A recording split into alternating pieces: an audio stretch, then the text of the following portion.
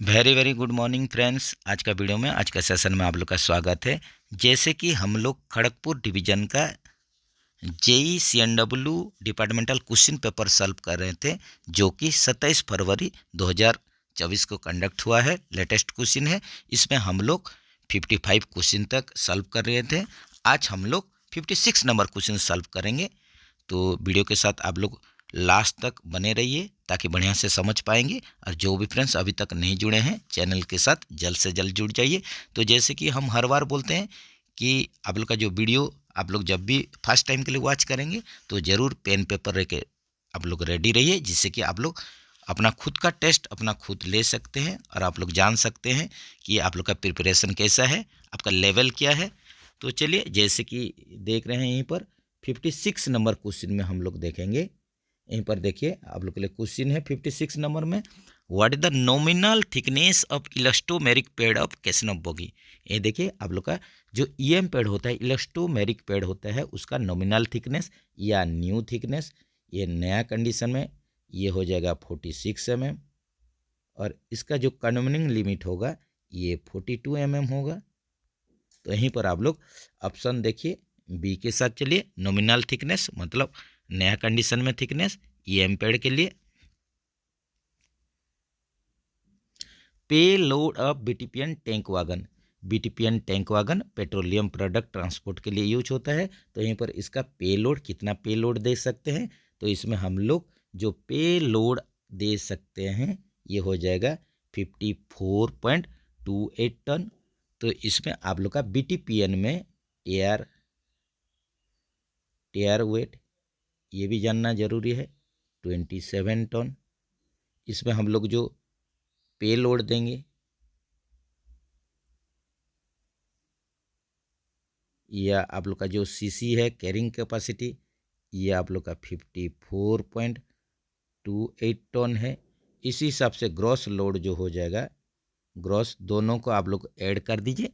Add कर देने से आप लोग का हो जाएगा 81.28 टन हो जाएगा ग्रॉस लोड। ये भी जानकारी आप लोग रखिए। Permissible limit of deep flange in A wagon wheel is DSM। यहीं पर देखिए, वागन में पूछा है तो यहीं पर आप लोग का डीप फ्लेंज पूछा है, परमिसिबल डीप फ्लेंज पूछा है लिमिट, तो ये आप लोग का 35 mm हो जाएगा। जैसे कि आप लोग नया कंडीशन में वागन में 28.5 mm होता है फ्लेंज का थिकनेस। और ये आप लोग का अगर डीप फ्लेंज हो जाएगा, डीप फ्लेंज कब होगा, जब फ्लेंज का थिकनेस आप लोग का बढ़ जाएगा, ये 35 mm हो जाएगा। यही कंडीशन में ये आप लोग का डीप फ्लेंज होगा।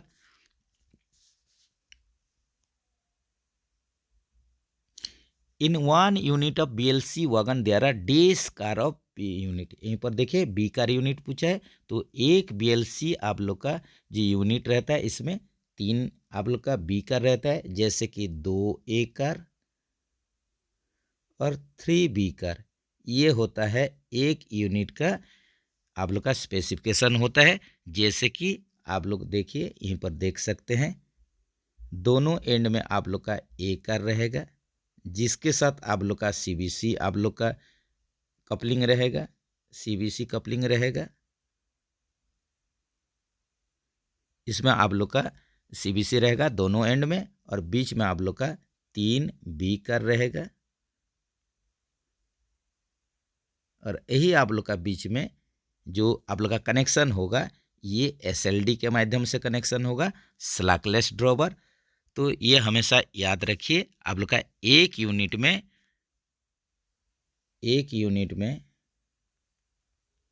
5 कार या 5 वागन, इसमें आप लोग का 2 एक कार रहेगा और 3 बी कार रहेगा। तो रैक फॉर्मेशन जो होता है, रैक आप लोग का जो फॉर्मेशन होगा ये आप लोग का 9 यूनिट का होगा। इसका मतलब आप लोग का टोटल 45 वागन होगा, ये भी ध्यान रखिए। और कोई भी एक वागन अगर या कार सीख होता है तो टोटल एक यूनिट को ही इसमें डिटैच करना पड़ता है। Standard buffer projection from headstock, headstock से जो स्टैंडर्ड प्रोजेक्शन है 635 mm है। और आप लोग का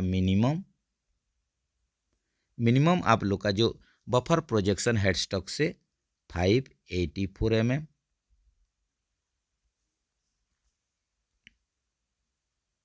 speed limit of A class ODC during day time में आप लोग का ए क्लास का आप लोग का जो ओडिसी रहता है, ओडीएस दे दिया है, ये ओडिसी है, ये कितना होगा, ये आप लोग का सेक्शनल स्पीड होता है।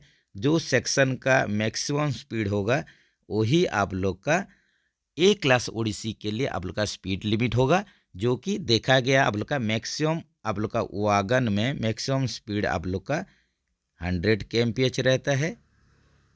इसी हिसाब से सेक्शन का भी ये मैक्सिमम स्पीड हो सकता है, तो आप लोग ऑप्शन ए के साथ चल सकते हैं। ये आप लोग का वागन के लिए है, गुड्स के लिए है, जो कि मैक्सिमम आप लोग का सेक्शनल स्पीड 100 kmph हो सकता है। लेकिन यहीं पर आप लोग का सही ऑप्शन था, जो सेक्शन का आप लोग का स्पीड रहेगा वही ए क्लास ओडिसी का स्पीड रहता है, स्पीड लिमिट रहता है। तो यहीं पर आप लोग का जैसे कि ए क्लास के लिए आप लोग का सेक्शनल स्पीड हो गया,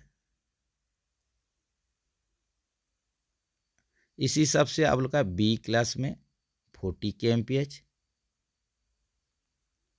और आप लोग का सी क्लास में 25 kmph। ये भी डाटा आप लोग याद रख सकते हैं। पिस्टन स्ट्रोक ऑफ बीबीजेडआई, यहीं पर देखिए बीबीजेडआई जो कि 8 व्हीलर आप लोग का ब्रेक वैन होता है, इसमें आप लोग का आईसीएफ ट्रॉली लगता है। उसी हिसाब से इसी का भी पिस्टन स्ट्रोक जो आईसीएफ कोच में रहता है 32 mm, इसी का ये पिस्टन स्ट्रोक हो जाएगा BBZI brake van 32 mm। Thickness of brake pad in the disc brake system is 10 mm। यहीं पर देखिए आप लोग का नया कंडीशन में तो थिकनेस ब्रेक पैड का 35 mm, ये अगर आप लोग का कंडमनिंग कनेक्शन के लिए ये कितना होगा 7 mm। 7 mm हो जाने से इसको रिप्लेस कर दीजिए। What is the full form of LHB, LHB का फुल फॉर्म पूछा है, एकदम आप लोग का इजी क्वेश्चन है। लिंक होपमैन बुश होता है, ऑप्शन देखिए बी के साथ चलिए, जो कि आप लोग का जो एलएचबी कोच होता है ये जर्मन टेक्नोलॉजी है, जर्मनी टेक्नोलॉजी। इसी हिसाब से आप लोग का आईसीएफ जो आप लोग का कोच है ये स्विट्जरलैंड से आया हुआ है, इसका टेक्नोलॉजी ये भी आप लोग याद रख सकते हैं। What is the diameter of the brake disc, brake disc का डाया पूछा है जो कि 640 mm। इसी हिसाब से 110 mm जो है ब्रेक डिस्क का थिकनेस है।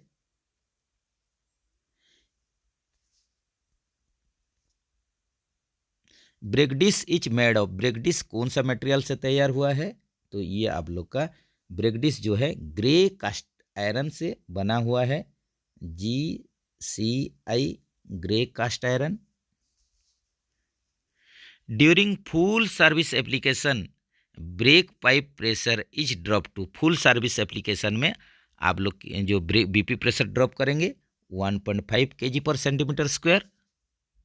ऑप्शन डी के साथ चलिए, तो जैसे कि आप लोग ये भी जानकारी रख सकते हैं, मिनिमम एप्लीकेशन ये होता है आप लोग का 0.5 से 0.8 kg/cm²।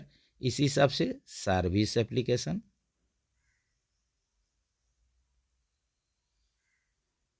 0.8 से 1 kg/cm²। Full service application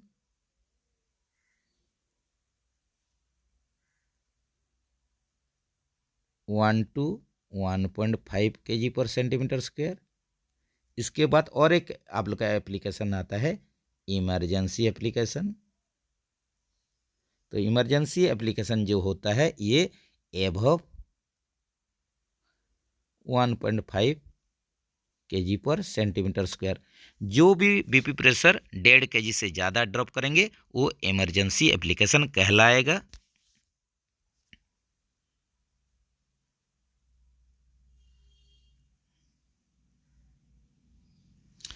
PEAB and PSD can be isolated by, यहीं पर देखिए आप लोग का पैसेंजर इमरजेंसी अलार्म वाल्व और passenger emergency alarm signal device जो होता है इसको आइसोलेट करेंगे।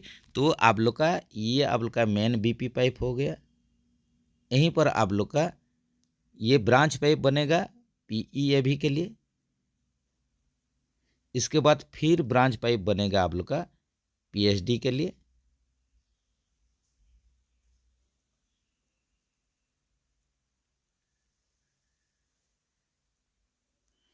तो आप लोग आइसोलेट करने के लिए जो आप लोग का ब्रांच पाइप में आप लोग का यहीं पर आप लोग का आइसोलेटिंग कॉक रहेगा, इसी को ही आइसोलेट करके आप लोग पीएवी और आप लोग का पीएचडी को आइसोलेट कर सकते हैं। तो यहीं पर आप लोग ऑप्शन में चलिए देखते हैं ऑप्शन में क्या है।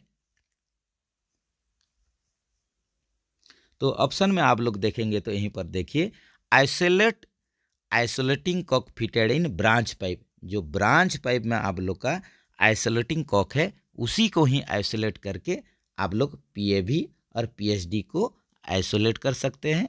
ऑप्शन बी के साथ चलिए।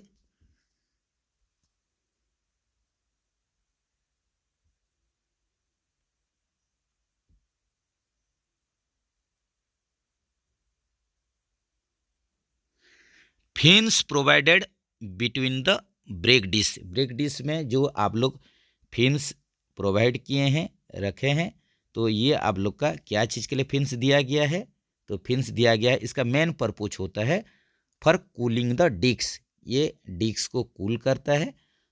और एक इसका जो सेकेंडरी आप लोग का जो फंक्शन रहता है, ये आप लोग का जो डिस्क का वेट को लेस कर देता है, घटा देता है, ये भी होता है। लेकिन मेन पर्पज जो है for cooling of the disc, brake disc को कूल रखता है, इसीलिए फिन्स दिया रहता है। नेक्स्ट चलते हैं capacity of luggage room in LWL RRM। जो जनरेटर कार में लगेज रूम होता है इसका कैपेसिटी पूछा है जो कि 5 टन का होता है। ऑप्शन बी के साथ चलिए।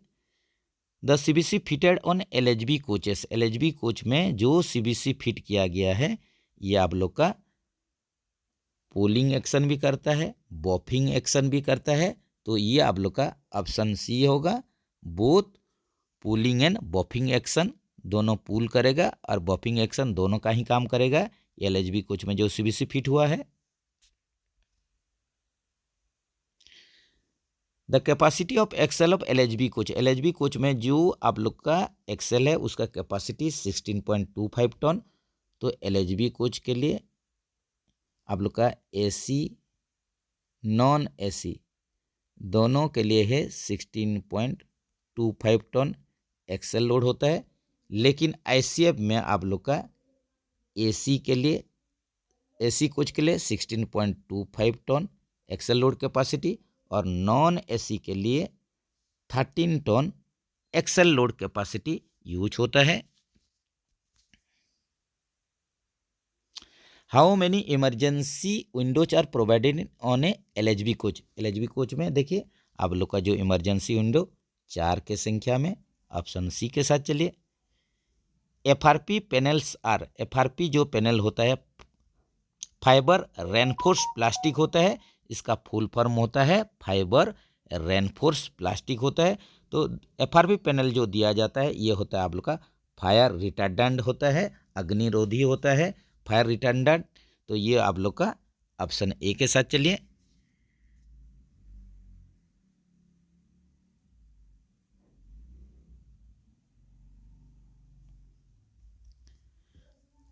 The dump valve works only during. Dump valve जो वर्क करता है, डंप वाल्व कब वर्क करता है? जब भी देखिए कोई भी आप लोग का चक्का का कोई भी एक्सेल का अगर स्पीड आप लोग का कम बेसी होता है, आप लोग का इसी कंडीशन में आप लोग का डंप वाल्व ये आप लोग का WSC सिस्टम को इंडिकेट्स करता है कि कोई भी एक्सेल या कोई भी चक्का का स्पीड कम है। उसी हिसाब से आप लोग का WSB सिस्टम आप लोग का क्या करता है, ब्रेक सिलेंडर का प्रेशर को ये आप लोग का कम बेसी करके हर एक एक्सेल हर एक व्हील का स्पीड को सेम करने का कोशिश करता है।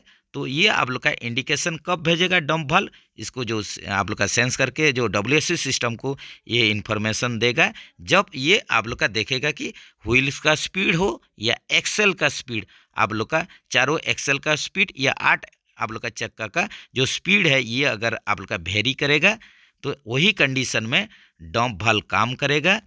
तो याद रखिए यहीं पर आप लोग का ऑप्शन सी के साथ चलिए, डंप वाल्व वर्क करेगा जब भी आप लोग का व्हील स्पीड में डिफरेंस हो जाएगा या एक्सेल स्पीड में आप लोग का डिफरेंस होगा, वही कंडीशन में डंप वाल्व वर्क करेगा।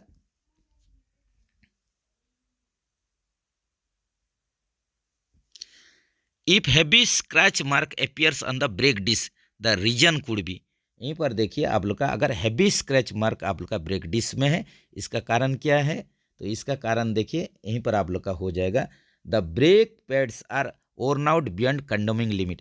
इसका कंडोमिंग लिमिट 7 mm होता है, इससे भी अगर ज़्यादा पतला हो गया है तो यही कंडीशन में देखिए हैवी स्क्रैच मार्क आएगा। The brake pads are missing, totally अगर ब्रेक पैड नहीं है, ब्रेकिंग डी ब्रेकिंग होके आप लोग का इसमें भी क्या होगा, इसमें भी आप लोग का स्क्रैच हो जाएगा। Foreign particles present between the brake pads, disc और ब्रेक पैड के बीच में अगर कुछ फॉरेन मटेरियल अगर घुस गया है तो यही कंडीशन में भी आप लोग का ब्रेक डिस्क में हैवी स्क्रैच मार्क आ जाएगा। तो आप लोग ऑप्शन डी के साथ चलिए। Examination of solebar for corrosion is done in, यहीं पर देखिए एग्जामिनेशन करेंगे हम लोग क्या चीज़ के लिए करेंगे, इसका सोलबार में करोजन है कि नहीं, रस्टेड है कि नहीं, ये चेक करेंगे। ये कौन सा आप लोग का शेड्यूल में चेक करेंगे, तो ये आप लोग का जो चेक करेंगे D3 शेड्यूल में, डिपो 3 शेड्यूल में, जो कि आप लोग का D3 शेड्यूल जो होता है आप लोग का 6 मंथ प्लस माइनस 15 डेज या जिसको कि 180 प्लस माइनस आप लोग 15 डेज बोलते हैं, उसका जो पीरियडिसिटी होता है। तो आप लोग का 16 बार का करोजन D3 शेड्यूल में एग्जामिनेशन होता है। Checking of cracks damage of spring is done इन, ये देखिए स्प्रिंग का क्रैक हो, टूटना हो या डैमेज हो गया है, ये सब चेक करते हैं हर एक शेड्यूल में। आप लोग को इसको बढ़िया से चेक करना है, स्प्रिंग नहीं टूटना चाहिए, ब्रोकन कंडीशन में अलाउड नहीं होना चाहिए, इसके लिए चेक करेंगे। तो ये आप लोग का D1 D2 D3 हर शेड्यूल में आप लोग का स्प्रिंग का कंडीशन चेक करना है। वेयर सब शेड्यूल इज कैरिड आउट, सब शेड्यूल आप लोग का कहाँ पर करते हैं, ये आप लोग का वर्कशॉप में करते हैं।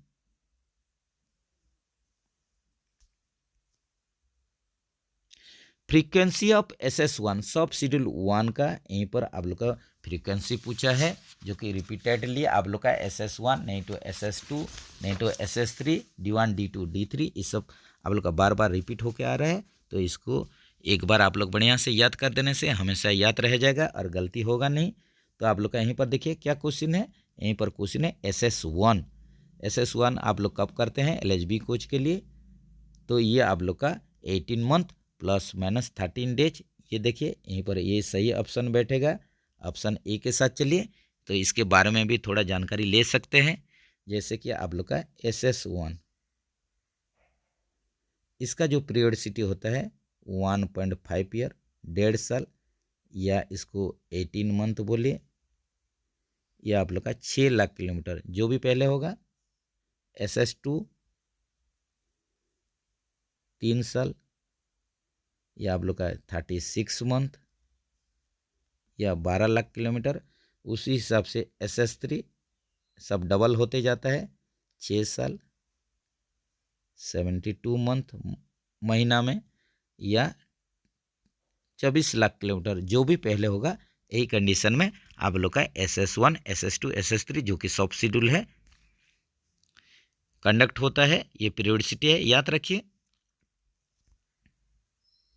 The standard gap between the wheel and brake block of box wagon, यहीं पर देखिए बॉक्स वागन के लिए आप लोग का व्हील और ब्रेक ब्लॉक के बीच में स्टैंडर्ड गैप पूछा है, तो ये आप लोग का 6.25 mm होता है।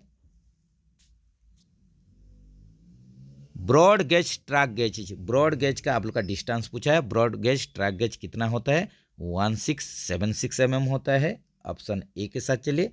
जैसे कि देखिए ब्रॉड गेज 1676 mm, उसी हिसाब से आप लोग का मीटर गेज, 1 मीटर होता है 1000 mm। उसी हिसाब से नैरो गेज, 2 प्रकार का आप लोग का नैरो गेज यूज होता है। एक आप लोग का 610 mm का, और एक यूज होता है आप लोग का 762 mm का। 2 प्रकार का नैरो गेज यूज होता है, तो ये भी एक्स्ट्रा आप लोग डाटा याद रखना जरूरी है। POH of BG brake van, broad gauge brake van का यहीं पर पीओच पूछा है। पीरियडिकल आप लोग का ओवरऑलिंग जो होता है पीओच होता है, ये आप लोग का 2 साल में होता है। ये आप लोग का 24 मंथ, जो भी बोलिए एक्सेप्ट किसको छोड़ के, आप लोग का BVCM ब्रेक वैन जो है इसी के छोड़ के ही। तो आप लोग का ये जो 2 साल में जो पीओच होता है, ये BVZI और BVZC, ये दोनों टाइप का ब्रेक वैन का जो पीओच है ये होता है आप लोग का 2 साल या 24 मंथ में। आप लोग BVCM का देख सकते हैं। BVCM जो कि ये 8 व्हीलर ब्रेक वैन है, जिसमें कि आप लोग का कैसनप 22HS ट्रॉली इसमें फिट होता है। तो ये BVCM का जो आप लोग का पीओच होता है, ये याद रखिए 4.5 ईयर या 54 मंथ। और इसका जो आप लोग का आरोच है 1.5 ईयर में होगा, या आप लोग का 18 मंथ में होगा। तो ये आप लोग डाटा याद रखिए। आप लोग का जो पीओच होता है बीजी ब्रेक वैन का, BVZI BVZC के लिए 2 साल है, बाकी BVCM के लिए यही डाटा है, यही पीओच पीरियोडिसिटी है, और आरोच का भी पीरियोडिसिटी बता दिया गया है, इसको याद रखिए।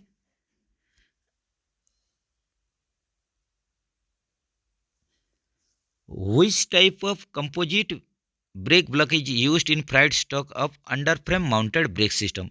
Under frame mounted brake system के लिए आप लोग का जो ब्रेक ब्लॉक यूज होता है, ये क्या होता है, ये L टाइप का ब्रेक ब्लॉक यूज होता है।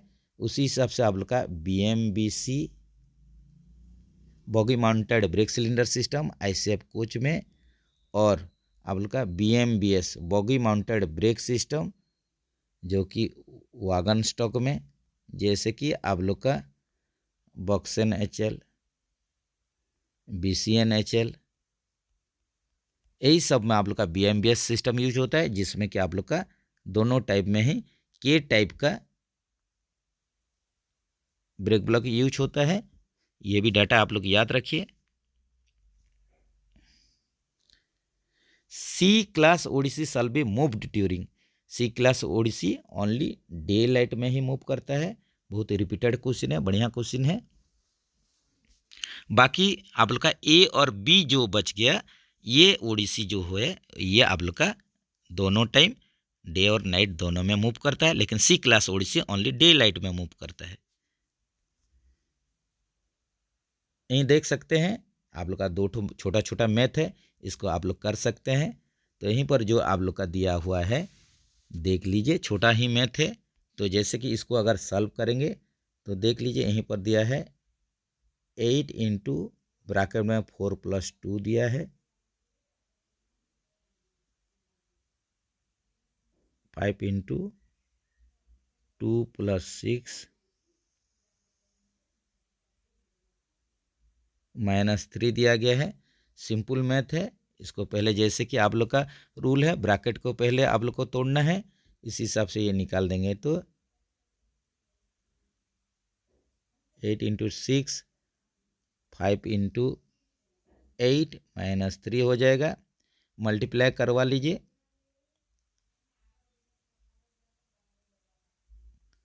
48 - 40 - 3 जो कि आप लोग का 48 - 43 जो कि आंसर आप लोग का 5 आएगा। इजी मैथ है, आप लोग आशा करता हूँ सब कोई कर देंगे इसको। तो ऑप्शन देखिए यहीं पर ए के साथ चलिए। नेक्स्ट चलते हैं। If a rectangle has a length of 8 units and width of 5 units, what is it's area. जैसे कि एक रेक्टेंगल है यहीं पर आप लोग का, तो इसमें आप लोग का जो लेंथ दे दिया है ये 8 यूनिट का दिया है, और आप लोग का जो विड्थ दिया है 5 यूनिट है। तो जैसे कि आप लोग का रेक्टेंगल का एरिया निकालते हैं, इसका फार्मूला होता है लेंथ इंटू ब्रेथ या विथ हो जाता है, यही कर देते हैं फार्मूला। तो इसमें आप लोग 8 यूनिट इंटू 5 यूनिट कर दीजिए, तो ये हो जाएगा आप लोग का 40 स्क्वायर यूनिट हो जाएगा।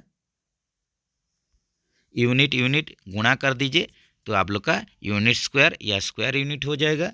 तो ऑप्शन में देखिए, ऑप्शन में आप लोग का क्या दिया है, ये हो जाएगा आप लोग का ऑप्शन में 40 स्क्वायर यूनिट हो जाएगा। ऑप्शन आप लोग सी के साथ चलिए।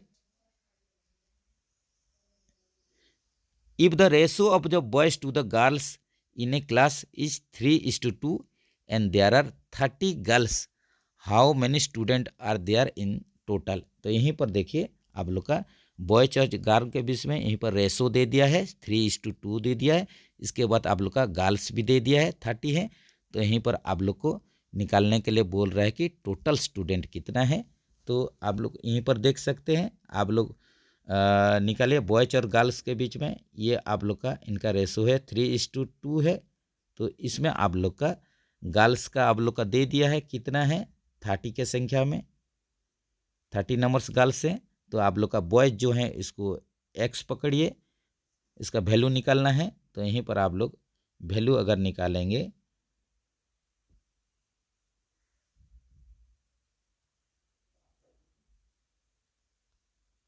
तो एक्स का वैल्यू आप लोग का यहीं पर आ गया 45 आ गया। इसका मतलब हो गया आप लोग का एक्स जो है ये बॉयज है। तो टोटल कर दीजिए, टोटल हो गया बॉयज 45, ऑलरेडी गर्ल्स 30 दिया हुआ है, तो ये हो जाएगा 75। बहुत ही इजी मैथ है, ऐसे देखा गया बहुत सारे डिवीजन में। किसी किसी डिवीजन में मैथ आता है, किसी किसी डिवीजन में टोटली मैथ भी आता नहीं, लेकिन आप लोग हल्का फुल्का मैथ का भी प्रैक्टिस जारी रखिए। तो यहीं पर देखिए ऑप्शन में चलिए, तो ऑप्शन में देखेंगे तो यहीं पर देखिए ऑप्शन डी हो जाएगा। टोटल आप लोग का स्टूडेंट हो जाएंगे 75। नेक्स्ट चलते हैं, which of the following is a chemical change. देखिए केमिकल रासायनिक परिवर्तन जो है, रासायनिक प्रतिक्रिया क्या होता है, केमिकल रिएक्शन या केमिकल चेंज। यहीं पर देखिए सही ऑप्शन देखेंगे तो बर्निंग ऑफ वुड, आप लोग का जो लकड़ी है पूरा जल जाना, ये हो जाएगा केमिकल चेंज हो जाएगा। बाकी मेल्टिंग ऑफ आइस ये होगा नहीं। Dissolving salt in water, water में आप लोग का सल्ट मिल जाना ये भी होगा नहीं। कटिंग पेपर ये भी होगा नहीं। तो बर्निंग ऑफ वुड यहीं पर सही ऑप्शन होगा। Which planet is known as red planet, red planet बोला है मंगल ग्रह, लाल ग्रह। तो यहीं पर आप लोग ऑप्शन देखिए, ऑप्शन कहाँ पर है, ऑप्शन है आप लोग का ऑप्शन बी है, इसको लीजिए।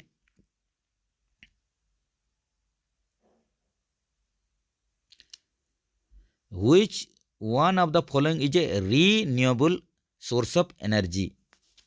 यहीं पर देखिए पूछा है कौन सा एनर्जी है रीन्यूएबल एनर्जी है। तो यहीं पर आप लोग का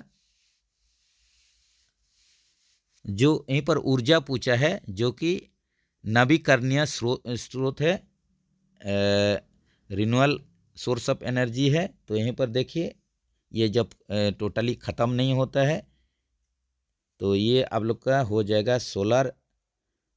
सोलर जो है ये जो एनर्जी है ये रीन्यूएबल आप लोग का एनर्जी हो जाएगा, नवीकरणीय एनर्जी हो जाएगा, ऊर्जा हो जाएगा। तो ऑप्शन सी के साथ चलिए। What is the function of thimble in a micrometer.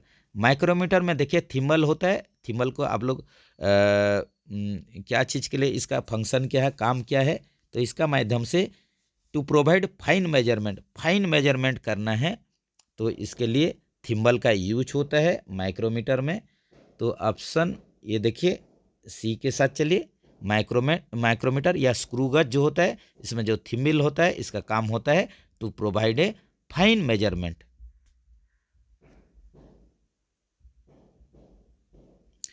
Proprietary article certificate to be issued for the item required to be purchase from.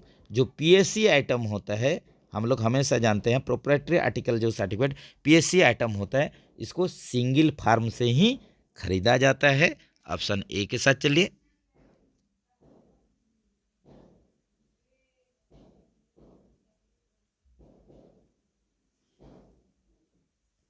इन भेद एनालिसिस भी स्टैंड्स पर, यहीं पर जो ये इन्वेंट्री कंट्रोल का एक टाइप होता है, जैसे कि आप लोग का एबीसी एनालिसिस हो गया, एफएसएन एनालिसिस हो गया, आप लोग का भेद एनालिसिस हो गया, ये आप लोग का एक एक इन्वेंट्री कंट्रोल का टाइप है। तो यहीं पर आप लोग का जो VD एनालिसिस भेद एनालिसिस है, तो भी स्टैंड्स पर ये वाइटल हो जाएगा।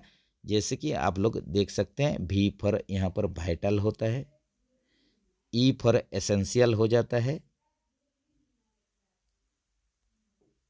और आप लोग का D फॉर डिजायरेबल होता है, desirable.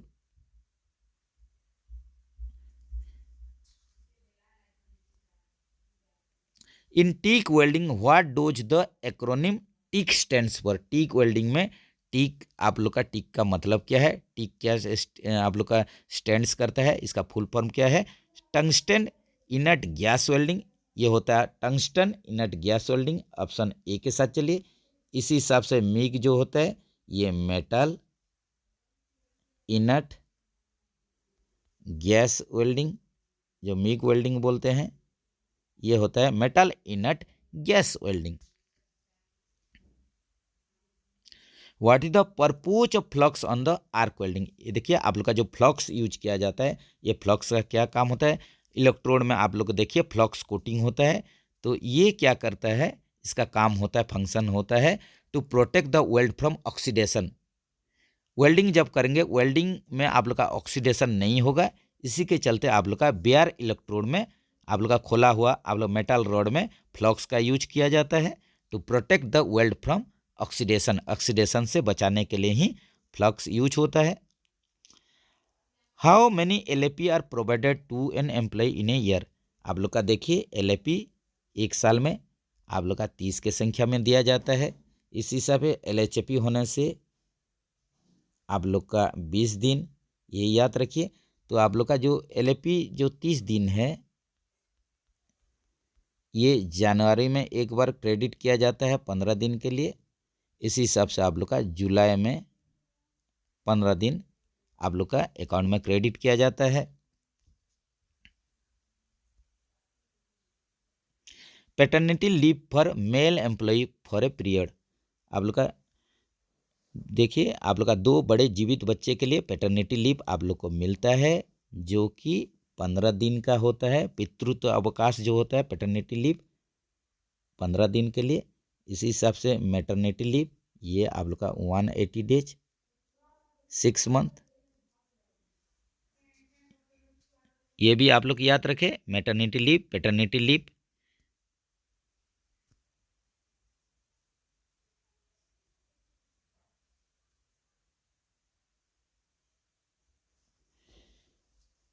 How many times hooter sound in case of movement of relief train with ARME? यहीं पर देखिए आप लोग का ERT के साथ आप लोग का ARME निकलेगा। एक्सीडेंट रिलीफ ट्रेन के साथ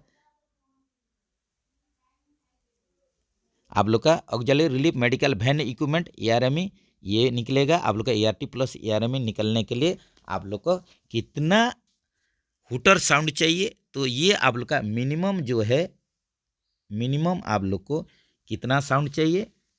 तो यहीं पर आप लोग का देखिए, एक तो आप लोग का होम स्टेशन में, एक तो आउट स्टेशन में। होम स्टेशन में आप लोग का मिनिमम साउंड चाहिएगा, और आप लोग का आउट स्टेशन हो जाने से मैक्सिमम साउंड पर यहाँ पर आंसर के तौर पर चलना है। तो जैसे कि आप लोग देखिए, अगर होम स्टेशन में चाहिए ERT plus ARME, home station में कुछ अगर प्रॉब्लम हुआ है, कुछ एक्सीडेंट हुआ है, इसके लिए ERT प्लस ARME चाहिए, जिसके लिए आप लोग का हुटर जो साउंड है 4 हुटर साउंड होना चाहिए, 4 बार हुटर साउंड बजेगा। ये भी आप लोग का ड्यूरेशन होगा 45 सेकंड का ड्यूरेशन, और गैप जो होगा 5 सेकंड का गैप, 5 सेकंड का गैप में 45 सेकंड का ड्यूरेशन के लिए 4 बार आप लोग का हुटर साउंडिंग होगा, तब आप लोग का होम स्टेशन में ERT प्लस ERME निकलेगा। इसी हिसाब से आप लोग का अगर ERT प्लस ERME चाहिए, ERT प्लस ERME ये अगर होगा आउट स्टेशन में अगर कुछ घटना हुआ है, कुछ एक्सीडेंट वगैरह घटा है, तो इसके लिए जो ERT प्लस ERME जो चाहिए, इसके लिए जो हुटर साउंड है 5 आप लोग का हुटर साउंड होना चाहिए। इसी का भी आप लोग का जो ड्यूरेशन है, एक हुटर जो बजेगा 45 सेकंड के लिए, आप लोग का जो गैप रहेगा 5 सेकंड का। तो यहीं पर आप लोग का क्वेश्चन जो पूछा है, इसमें भी थोड़ा कन्फ्यूजन डाला है। How many times hooter sound in case of movement of relief train with ERME। तो ये आप लोग का 4 हो जाएगा, मिनिमम 4 आप लोग का हुटर साउंड हो जाने से ही आप लोग का मूवमेंट हो जाएगा रिलीफ ट्रेन प्लस ERME। तो ऑप्शन बी के साथ चलिए। Which equipment is called HRE in accident relief train. ERT में आप लोग का जो HRE यूज होता है, तो यहीं पर HRE का आप लोग का फुल फॉर्म पूछा है, जो कि इसका फुल फॉर्म होता है हाइड्रोलिक री रेलिंग इक्विपमेंट। ऑप्शन सी के साथ चलिए। और एक आप लोग का आता है HRD, इसको भी याद रखिए, ये होता है आप लोग का हाइड्रोलिक रेस्क्यू डिवाइस। तो आप लोग का HRE HRD इस सब का ही आप लोग का कुछ भी एक्सीडेंट घटना घटता है, तो ये कंडीशन में ये यूज होता है। तो आप लोग यहीं पर क्वेश्चन था HRE था, जिसका कि फुल फॉर्म हाइड्रोलिक री रेलिंग इक्विपमेंट। फर्स्ट प्राइज पर राजभाषा गौरव पुरस्कार। यहीं पर देखिए राजभाषा का आप लोग का क्वेश्चन शुरू हो गया है। तो फर्स्ट प्राइज पूछ रहा है राजभाषा गौरव पुरस्कार के लिए for writing original books in Hindi on knowledge and science based subject. यहीं पर देखिए आप लोग का जो ज्ञान विज्ञान के बारे में अगर आप लोग ओरिजिनल बुक्स लिखते हैं, किताब लिखते हैं, तो इसके लिए आप लोग को राजभाषा गौरव पुरस्कार दिया जाता है। तो ये पुरस्कार आप लोग का जो ज्ञान विज्ञान से जुड़े हुए किताब के लिए जो लिखते हैं उनके दिया जाता है। इसमें आप लोग का भारत के सभी नागरिक भाग ले सकते हैं, केंद्र सरकार के कार्यरत कर्मचारी या सेवानिवृत्त कर्मचारी भी भाग ले सकते हैं। तो इसमें आप लोग का जो फर्स्ट प्राइज होता है, ये आप लोग का 2 लाख का होता है, याद रखिए। ऑप्शन सी के साथ चलिए। तो देख सकते हैं फर्स्ट आप लोग का जो प्राइज होगा, ये आप लोग का 2 लाख का। उसी हिसाब से सेकंड प्राइज ये आप लोग का 1.5 लाख का।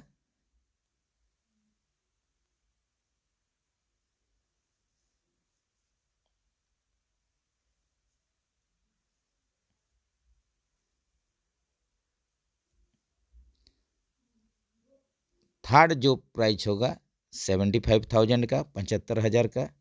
और आप लोग का जो प्रोत्साहन आप लोग का जो प्राइज दिया जाएगा, कंसोलेशन प्राइज दिया जाएगा, ये 10 के संख्या में आप लोग का जो आप लोग का कंसोलेशन प्राइज रहेगा, यह प्रोत्साहन के लिए आप लोग को दिया जाता है। ये आप लोग का 10,000 दिया जाएगा, जो कि 10 नंबर्स होता है, 10 के संख्या में ये प्राइज रखा जाता है। तो ये बात भी जरूर ध्यान में रखें। In which year was Hindi recognised as the official language of the Indian government. यहीं पर देखिए जो क्वेश्चन है आप लोग का कि आप लोग का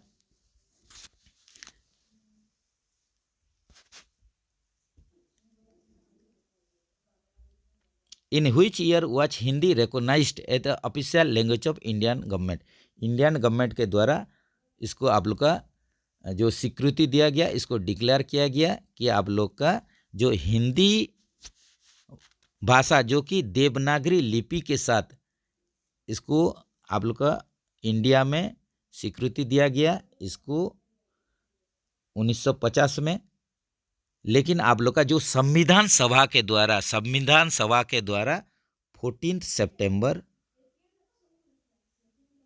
1949 को 14 सितंबर 1949 को एडॉप्ट किया गया था, अपनाया गया था संविधान सभा के द्वारा हिंदी को राजभाषा के तौर पर। लेकिन आप लोग का 1950 में ये आप लोग का डिक्लेयर किया गया कि हिंदी जो कि देवनागरी लिपि के साथ आप लोग का आता है, इसको राजभाषा के रूप में घोषणा किया गया था। तो यहीं पर आप लोग का सही आंसर जो हो जाएगा 1950 हो जाएगा।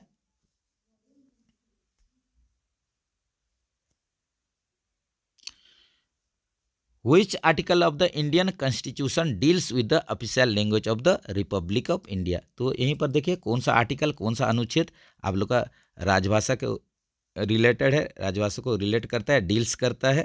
तो ये हो जाएगा आप लोग का आर्टिकल 343। द हिंदी दिवस is celebrated on which day? Hindi दिवस सेलिब्रेट किया जाता है, मनाया जाता है हर साल। तो ये सितंबर 14 को। इस हिसाब से आप लोग का world Hindi day.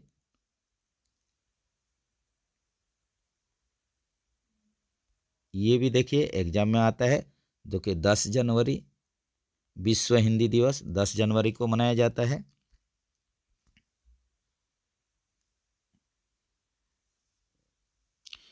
What is the script used for writing Hindi?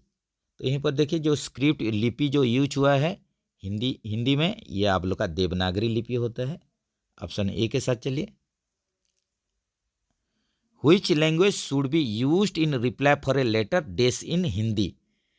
Which language should be used, आप लोग का कौन सा लैंग्वेज यूज करेंगे अगर रिप्लाई देना है कोई लेटर का? अगर हिंदी में आप लोग लेटर मिला है तो यहीं पर पूछ रहा है Hindi language should be used in reply for a letter.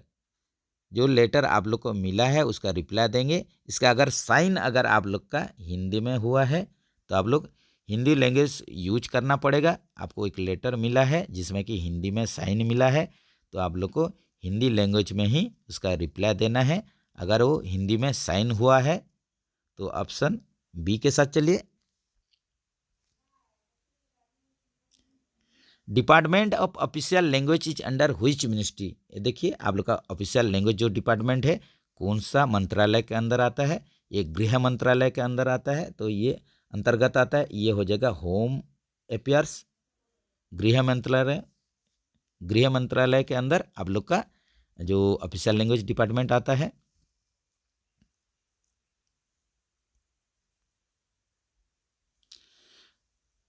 What is the status of Hindi in the states and union territories of India as per 8th schedule of the constitution? तो आप लोग का 8th शेड्यूल जो है 8वीं अनुसूची, इसमें 22 भाषा शामिल है। तो इसमें आप लोग का हिंदी को आप लोग का स्टेटस क्या दर्जा है आप लोग का स्टेट और यूनियन टेरिटरी में? तो स्टेट और यूनियन टेरिटरी में हिंदी एक आप लोग का स्टेट का लैंग्वेज होता है। ये आप लोग का हिंदी जो है आप लोग का जो स्टेटस है आप लोग का अलग अलग राज्य में और केंद्र शासित अंचल जो कि यूनियन टेरिटरी होता है, इस सब में एक हिंदी जो होता है एक स्टेट का लैंग्वेज होता है। लेकिन आप लोग का पूरे भारत में हिंदी जो है ऑफिशियल लैंग्वेज है। लेकिन आप लोग का अलग अलग स्टेट हो गया या आप लोग का यूनियन टेरिटरी में 8th शेड्यूल के अनुसार हिंदी एक तो कोई स्टेट का आप लोग राज्य का लैंग्वेज है। तो ऑप्शन सी के साथ चलिए। Which state in India was the first to adopt Hindi as its official language? तो भारत का कौन सा राज्य है जो कि पहले आप लोग का हिंदी को राजभाषा के रूप में स्वीकार किया था, एडॉप्ट किया था, एक्सेप्ट किया था? तो ये आप लोग का हो जाएगा ऑप्शन बी, बिहार हो जाएगा, जो कि 1881 में 1881 में बिहार हिंदी को ऑफिशियल लैंग्वेज के तौर पर ये एडॉप्ट कर दिया था। और यही आप लोग का फर्स्ट राज्य है, स्टेट है, जो कि हिंदी को ऑफिशियल लैंग्वेज के रूप में मान्यता दिया था।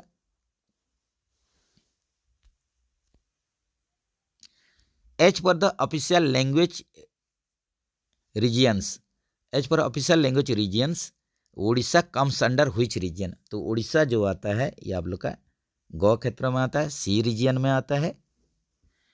तो चलिए फ्रेंड्स, यहीं पर आप लोग का Kharagpur division south eastern railway का JEE CNW डिपार्टमेंटल जो क्वेश्चन पेपर यहीं पर जो सॉल्व करें तो यहीं पर ख़त्म हो रहा है, समाप्त हो रहा है। आप लोग का वीडियो कैसा लगा ज़रूर आप लोग कमेंट्स में बताइए। कहीं पर भी गलती है तब भी आप लोग कमेंट्स कीजिए, और आप लोग का फ्रेंड सर्किल के बीच में इसको ज़्यादा से ज़्यादा शेयर कीजिए। ऐसे ही जानकारी वीडियो के लिए, डिपार्टमेंटल एग्ज़ाम प्रिपरेशन के लिए चैनल के साथ बने रहिए। तो जल्द से जल्द आप लोग भी जुड़ जाइए। चैनल में देखिए सुपर थैंक्स का ऑप्शन आप लोग का अवेलेबल है। अगर कोई भी फ्रेंड्स वॉलेंटरीली अगर कुछ चैनल का डेवलपमेंट के लिए कुछ अगर सपोर्ट कर सकते हैं तो ज़रूर करें। तो चलिए फ्रेंड्स, फिर मिलेंगे नेक्स्ट वीडियो में। नेक्स्ट वीडियो का इंतज़ार कीजिए। जय हिंद दोस्तों।